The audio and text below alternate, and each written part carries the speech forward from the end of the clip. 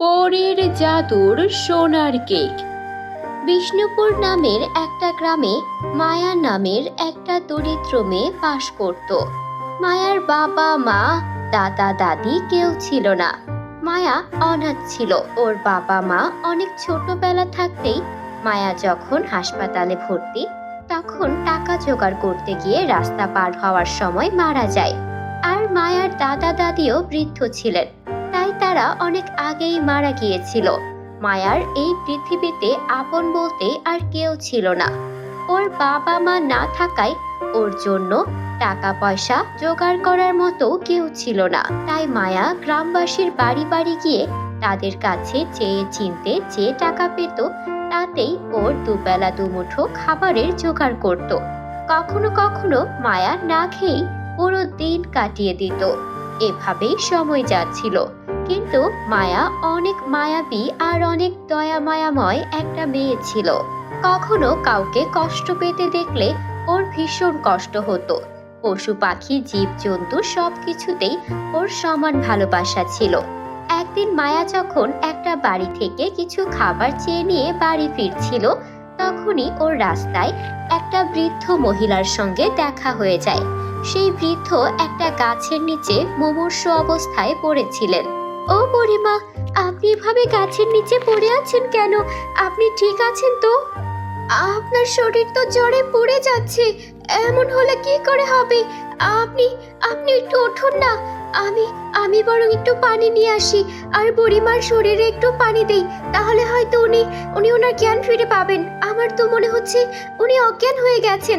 আহারে, উনি হয়তো খেতেই পারেননি, না খেয়ে আছেন কতদিন ধরে।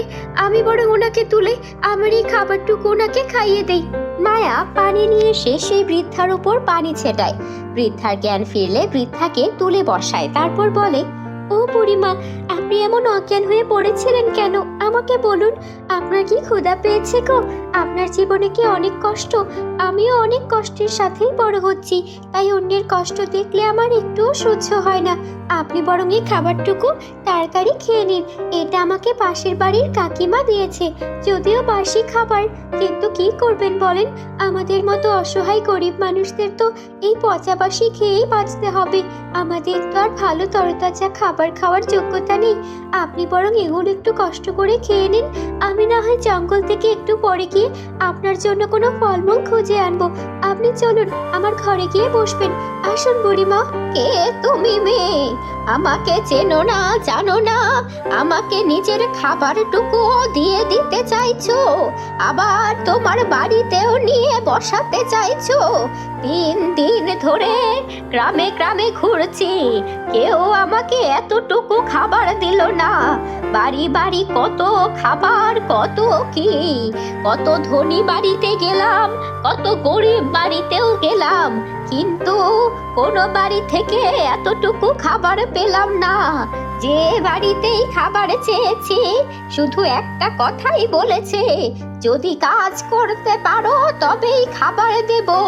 কিন্তু এই বুড়ো বয়সে আমার যে আর কাজ করার শক্তি হয়নি, তাই তো 3 দিন ধরে না খেয়ে খেয়ে আমি এই পথের ধারে এসে কখন যে মাথা ঘুরে পড়লুম আমার তার মনে নেই। তা তুমিও নিশ্চয়ই অনেক কাজ করে কষ্ট করে এই খাবারটুকু পেয়েছো বাছা। সে কথা না হয় বাদ দিন বুড়িমা, কষ্ট না করলে কি আর কেষ্ট মেলে? আমি তো এই কাকিমার টুকটাক কাজ করে দেই। কাকিমা আমাকে তাদের বাসি খাবারটুকু ফেলে না দিয়ে আমাকে দেয়, আর আমি অতটুকুই খাই। কাজ করতে আমার কোনো সমস্যা নেই। আর আমার এই পৃথিবীতে কেউ নেই, এই গ্রামের মানুষজন আমাকে দেয় বলেই আমি খেয়ে বেঁচে আছি। আপনি আমার সঙ্গে আমার ঘরে গিয়ে বসুন। আপনার যদি কেউ না থাকে তাতে কি, আমি তো আছি। আমি আপনার জন্য খাবার চেয়ে এনে আপনাকে খাওয়াবো, আমার কোনো আপত্তি নেই। আপনি আসুন, এই যে এখানে পান্তা ভাত আছে আর একটু কাঁচামরিচ আছে, এটাই খেয়ে নিন বুড়িমা। আমি আপনার জন্য জঙ্গল থেকে ফল খুঁজতে যাই, আর সেখান থেকে না হয় আপনার জন্য ফল নিয়ে আসবো।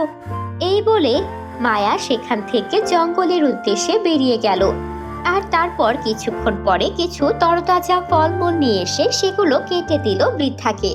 এভাবে কয়েকদিন সে বৃদ্ধার সঙ্গে দিন কাটাতে লাগলো। একদিন মায়া বলছিল, জানেন বুড়িমা, আমার না কালকে জন্মদিন। কিন্তু আমার তো কেউ নেই, তাই জন্মদিনে কেক কাটা এগুলো আমার স্বপ্নের মতো। এসব তো আমার কখনোই হবে না। আমার জন্মের কিছুদিন পরেই আমি অনেক অসুস্থ হয়ে যাই, আর আমার বাবা মা আমাকে হাসপাতালে ভর্তি করে। তাদের অবস্থা তেমন ভালো ছিল না, না জায়গা জমি ছিল না কিছু। তারা অন্যের বাড়িতে কাজ করত, আর তখন তারা আমার চিকিৎসার জন্য টাকা জোগাড় করতে এদিক ওদিক ছোটাছুটি করছিল। আর এমন ছোটাছুটি করতে গিয়ে তখনই অ্যাক্সিডেন্ট হয়, তারা মারা যায়। আমার আর জন্মদিন কবে পালন হবে? কালকে না হয় আমরা ওই পান্তা ভাত আর কাঁচামরিচি খাবো, কি বলেন বুড়িমা?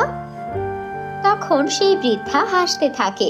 পরের দিন সকালে যখন মায়ার ঘুম ভাঙে, ও দেখে ওর সামনে একটা মস্ত বড় সোনার কেক রাখা, আর পাশে কাগজে কিছু একটা লেখা। মায়া উঠে সেই কাগজটা খুলতেই দেখে, শোনো মেয়ে, আমি একজন বৃদ্ধা ঠিকই, কিন্তু আমি যে সে বৃদ্ধা নই। আমি জাদুকর রাজ্যের জাদুকর রানী। আমি গ্রামে গ্রামে ঘুরে বেড়াই, আর মানুষের পরীক্ষা নেই। আমাকে যারা আশ্রয় দেয় তাদের ভাগ্য খুলে যায়। কিন্তু তুমি এত ছোট একটা মেয়ে হয়েও আমার খেয়াল রেখেছো, নিজের খাবার না খেয়ে আমাকে খাইয়েছো, আমার সেবা যত্ন করেছো। তোমার মতো এমন নির্লোভ নিঃস্বার্থ মেয়ে আমি আগে কখনো কোথাও দেখিনি। জাদুকর রাজ্যে আমার একটা বিশেষ কাজ পড়েছে, তাই আমি সেখানে যাচ্ছি। তোমার জন্মদিনের জন্য অনেক অনেক শুভ কামনা। এই যে তোমার সামনে সোনার কেকটা দেখতে পাচ্ছো, এটা জাদুর সোনার কেক। এই কেক কখনো শেষ হবে না। এখান থেকে তুমি মজা করে কেক নিয়ে খেতেও পারো, আর এই কেকের কাছ থেকে টাকা পয়সা খাবার তোমার যা প্রয়োজন সেটাই চেয়ে দেখতে পারো। এই কেক তোমার সব ইচ্ছা পূরণ করবে। এবার আমি আবার যখন ফিরে আসব, দুজনে অনেক আনন্দ করব। আমি তোমাকে আমার জাদুকর রাজ্যে ঘুরতে নিয়ে আসব। ততদিন তুমি ভালো থেকো। বৃদ্ধার চিঠি পড়ে মায়া অনেক খুশি হয়। তারপর সেই কেকের কাছ থেকে অনেক অনেক সুস্বাদু খাবার আর অনেক বড় চকলেট কেক চেয়ে নেয়। তারপর সেটা দিয়ে গ্রামের অন্যান্য বাচ্চাদের সঙ্গে অনেক আনন্দ করে ওর জন্মদিন পালন করে। বুড়িমাকে অনেক ধন্যবাদ। ওই বুড়িমার জন্য আমি সহ গ্রামের অন্যান্য অসহায় বাচ্চারাও কেক খেতে পারছি, সুস্বাদু খাবারও খেতে পারছি। আজকে ওনার জন্য আমার মতো অসহায় বাচ্চারাও এখন না খেয়ে থাকবে না। আমি এই জাদুর কেকের সাহায্যে সবাইকে সাহায্য করব। বন্ধুরা, গল্পটি ভালো লাগলে আমাদের চ্যানেলটিকে সাবস্ক্রাইব করতে ভুলো না যেন। বাই।